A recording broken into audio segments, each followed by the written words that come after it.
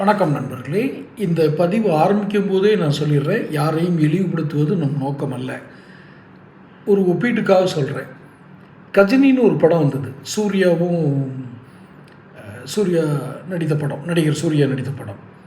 அதில் கதாநாயகி ஒரு மொட்டை மாடியில் குடியிருப்பாப்பில். ஒரு மொட்டை மாடியில் ஒரு சிங்கிள் ரூம், அது ஒரு அறை கொண்ட ஒரு வீடு தான். அதில் குடியிருப்பாங்க. அதில் ஒரு விளம்பர போர்டு வைக்கிறதுக்காக ஒரு பிரபலமான ஒரு தொலைபேசி கம்பெனி வருவாங்க. அப்போ அவங்க இந்த ஒரே ஒரு மொட்டை மாடியில் இருக்க ஒரு சின்ன ரூமில் குடியிருக்கவங்க தான் ஓனர் போல் இருக்குன்னு நினச்சிக்கிட்டு அவங்கள்ட்ட போய் அப்ரோச் பண்ணுவாங்க.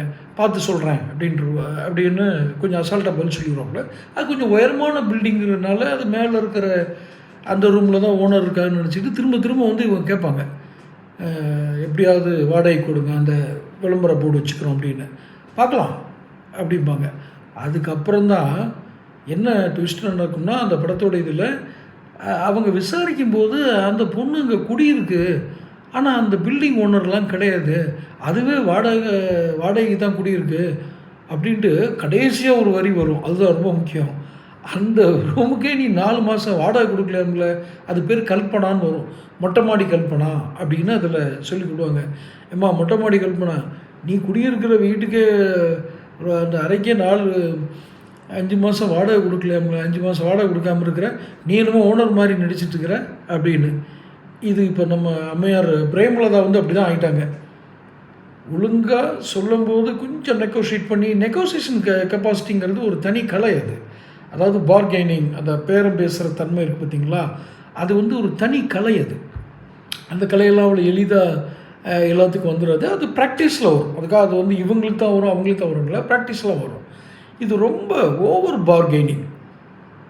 தன்னுடைய தகுதியை கொஞ்சம் கூட அறியாமல் அந்த அம்மையாருக்கு என்ன வேணாலும் அவங்க பேசிட்டு போட்டோம், தப்பு இல்லை. விஜயகாந்த் ஐயா மேலே நல்ல மரியாதை இருக்குது. இந்த அம்மா அதை துவைச்சி கும்மி எடுத்து துவைச்சி காய போட்டு நொறுக்கி அள்ளி எங்கேயோ தள்ளி விட்டுருச்சு. அதான் அந்த மொட்டை மாடி கல்பனா மாதிரி ஆயிடுச்சு இப்போ பிரேமலதா அம்மாவுடைய நிலைமை. இப்போ வர்ற செய்திகள்லாம் பார்த்தா ஒற்றை இலக்கம்தான், அதுவும் 9 கூட கிடையாது. ஒற்றை இலக்கத்துலேயும் 5க்குள்ளே தான் ஒரு நம்பரை சொல்லு.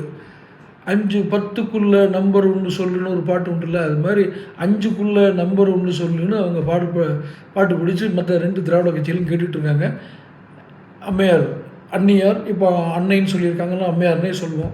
அம்மையார் இப்போ என்ன செய்ய போகிறாங்க, கொடுக்குறத வாங்கிட்டு போகிறாங்க. கடைசியில் மொட்டை மாடி கல்பனா தான் உள்ளதும் போச்சு நொல்லக்கண்ணான்னு நிற்க வேண்டியதான் காரணமாக இருக்குது. பரிதாபத்தெல்லாம் சொல்கிறோம்.